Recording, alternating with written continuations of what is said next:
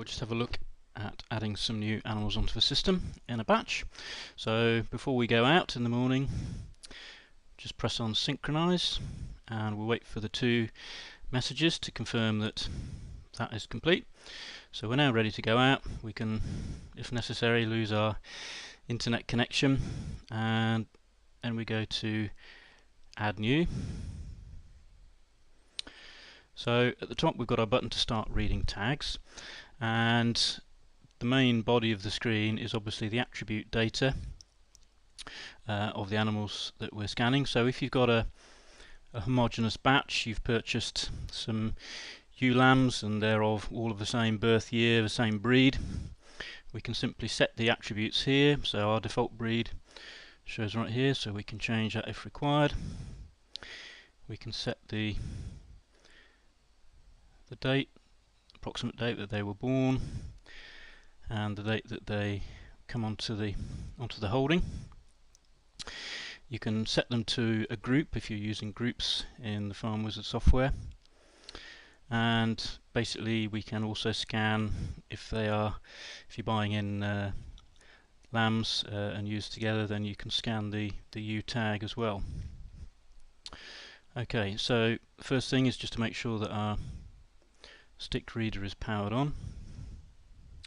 So I'm going to, having set these animal attributes here, so they're all a homogeneous batch, they're going to be coming through the race.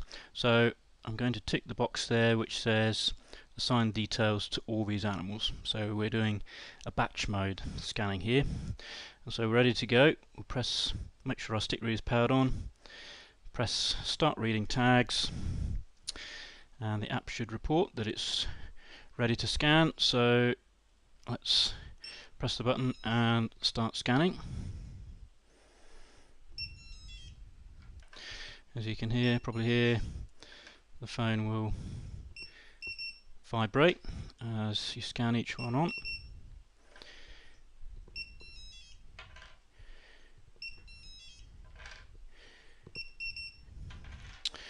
Okay, so we've scanned our animals on. There's the counter at the top and the drop down list showing the ID of everything that we've scanned, and down at the bottom we've got the list of everyone that we scanned. So I'm going to press volume down on the Android device now to stop the scanning, and if we want to save these straight away we will press OK. If we just want to edit any of the attribute data, just press cancel. So it takes us back to the grid, and we can now edit the attribute data if we need to, and then press the add new button right here. So it's telling us that the events now, the animals have been recorded, and they'll be ready to transfer to the main cloud account once you synchronize. So we'll just say OK to that, and I'll press back to go to the home screen. And if we have a look at recorded events management and pending events, if we scroll down here, here's the batch event, so adding 8 new animals to the database, and we can delete them if we want to by pressing delete. It'll ask us to confirm just to be sure, so we'll say cancel to that, and then we can go back to the front screen and press synchronize to send those through. So as soon as you do that, it just asks you to confirm that you're connected to the internet.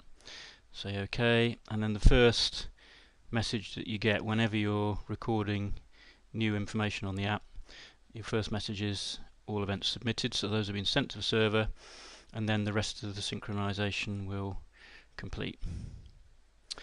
Okay, so now we can see at the top there it still says 20 animals loaded, so that's reflecting the number on the app before we started scanning those animals. So we've now sent those animals to the server, so that's been updated. So we just need to synchronize again to actually get that animal list, the master animal list, which is now on the server, back onto the device. So we'll just press synchronize again, and there's the confirmation message. and that now says 28 animals loaded. So we're good to go and record any other events against those animals.